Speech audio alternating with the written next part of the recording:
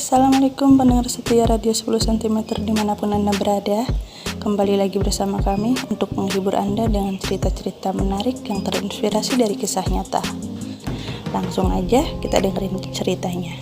Sebut saja aku Dinda. Sebetulnya aku agak malu menceritakan ini.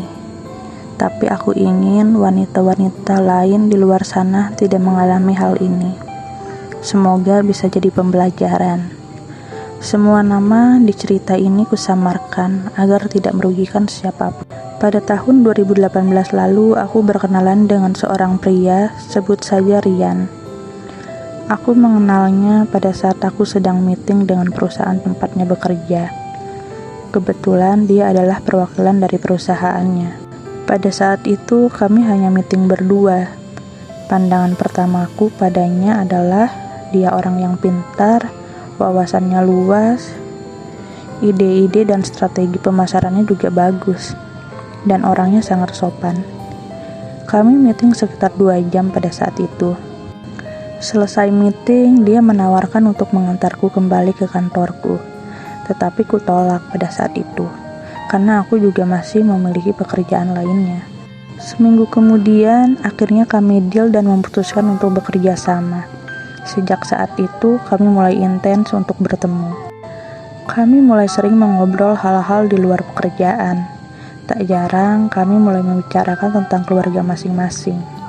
Obrolan kami nyambung, dan aku nyaman berbicara dengannya.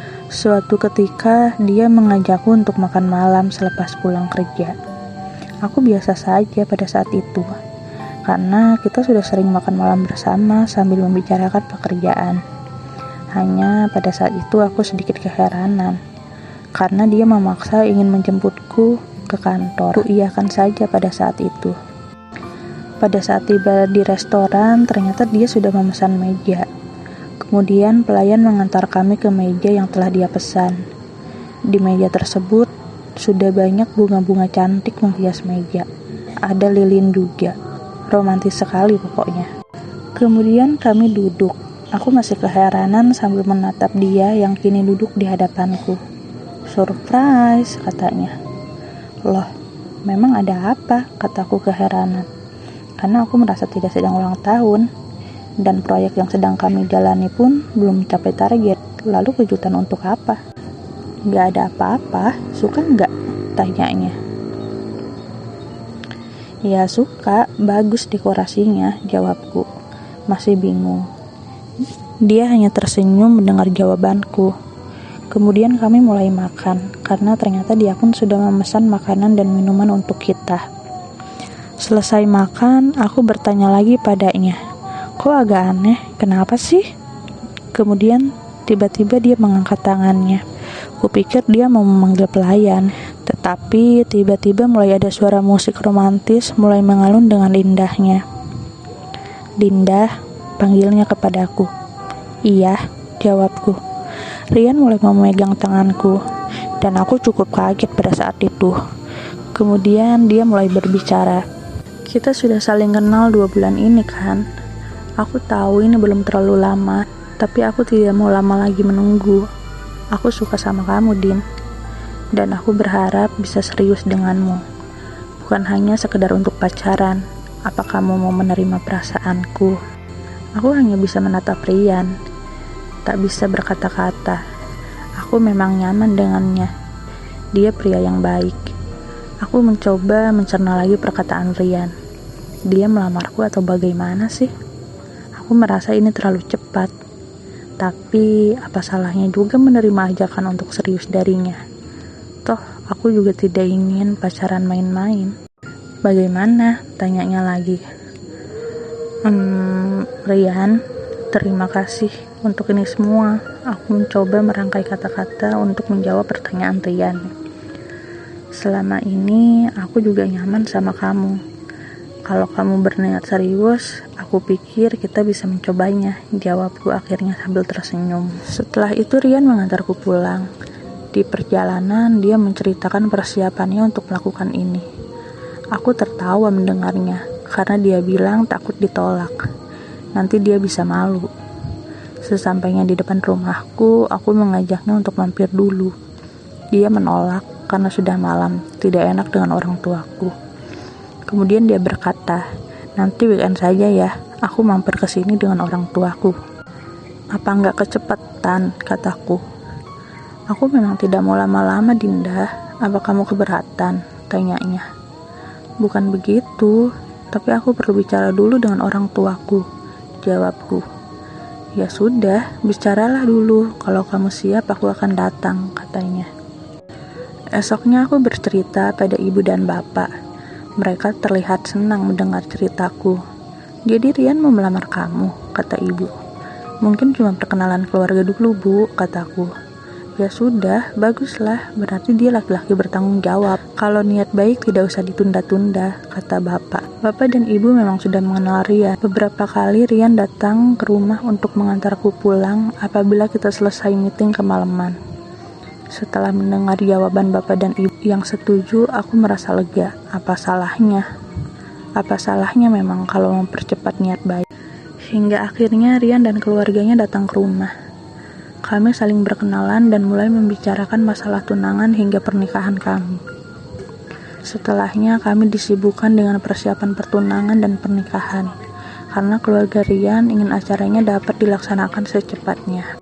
Aku tidak merasa aneh pada saat itu, mengapa semuanya harus serba cepat, dan Rian bersikap sangat manis, membuat rasa cintaku bertambah padanya. Dia sangat perhatian padaku, hingga akhirnya kami pun bertunangan. Acara tunangan hanya dihadiri oleh keluarga dan teman-teman dekat saja. Acaranya berjalan lancar. Tinggal menunggu 2 minggu lagi untuk pernikahan kami. Setelah pertunangan, kami mempersiapkan acara pernikahan kami. Rian juga sudah mempersiapkan rumah untuk kami tinggali setelah menikah nanti. Dia ingin kita mandiri. Aku setuju saja dengan pilihannya. Toh rumahnya masih satu kota dengan orang tuaku. Kami pun sudah mempersiapkan acara bulan madu kami. Kami akan bulan madu ke Lombok selama 3 hari. Hari pernikahan pun tiba. Hari itu aku sangat yakin atas pilihanku, bahwa Rian adalah jodoh terbaik untukku. Dan dia adalah pilihan yang tepat. Acara akad selesai dengan baik. Kami melanjutkan ke acara resepsi. Semuanya berlangsung dengan lancar. Aku sangat bahagia pada waktu itu. Selesai resepsi, kami langsung pergi ke Lombok. Kami tidak memiliki banyak waktu untuk cuti karena masih banyak pekerjaan yang belum selesai. Selama di perjalanan, aku melihat Rian agak berbeda. Dia sedikit tegang. Mungkin dia sedang memikirkan bagaimana malam pertama kita. Aku hanya tersenyum memikirkannya karena aku pun berdebar-debar. Tiba di Lombok, kami langsung ke hotel. Sesampainya di hotel, aku mulai beres-beres. Kamu lapar nggak? Tanyaku pada Rian. Karena di pesta pernikahan kami tadi, kami hanya makan sedikit. Lumayan, jawabnya singkat. Mau makan apa? Tanyaku. Apa saja? Apa saja? Lagi-lagi jawabnya singkat. Kamu kenapa? Kecapean? Ku hampiri Rian yang sedang duduk menonton televisi. Enggak kok, aku mandi dulu ya. Dia beranjak pergi ketika aku mulai duduk di sebelahnya. Sekalipun aku bingung dengan sikap Rian, tapi aku tidak ambil pusing. Mungkin dia hanya canggung dengan situasi sekarang. Aku tidak mau mempermasalahkannya. Aku pun sendiri juga agak canggung sebetulnya. Bagaimanapun ini hal pertama bagi kami. Selesai Rian mandi, aku pun mandi. Setelah itu kami pergi makan dan kembali ke hotel. Rian duduk di sofa dan menonton TV kembali.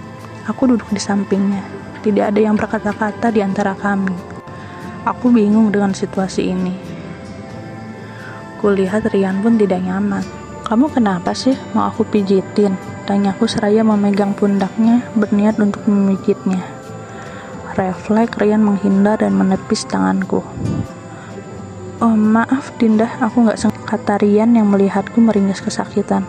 Kamu kenapa sih? Tanyaku. Aku semakin tidak mengerti dengan sikap Rian. Ada apa dengannya? Din, maaf, aku gak bisa melakukannya malam ini denganmu, jawabnya lirih. Kenapa? Kamu capek? Kataku. Enggak, aku cuma gak bisa aja. Rian menundukkan mukanya saat kutatap. Iya, gak apa-apa Rian, kita bisa nanti. Kamu gak perlu seperti ini. Kalau belum siap gak harus sekarang. Kamu kan bisa membicarakan ini, Kan masih ada besok. Atau ya di sini kita have fun aja, hitung-hitung liburan kerja. Nanti-nanti kan kita masih bersama juga, ujarku. Aku betul-betul bingung dengan keadaan ini. Bukannya dia yang meminta menikah cepat-cepat. Mengapa setelah menikah dia menjadi dingin seperti ini? Aku pun memutuskan untuk masuk kamar. Dan ketika aku beranjak dari dudukku, Rian menarik tanganku. Lalu dia berkata, "Maaf Din, mungkin di lain waktu juga aku tidak bisa melakukannya. Aku gak bisa menyentuhmu," ujarnya lirih. Aku menoleh ke arahnya. "Maksudnya gimana?" kataku. Dia hanya diam. "Rian, jawab," kataku lagi. Dia tetap diam. Aku menyerah. Kutinggalkan dia dan pergi ke kamar. Di kamar, aku hanya bisa menangis. Ku yakin dia mendengarnya, tetapi dia tidak menghampiriku.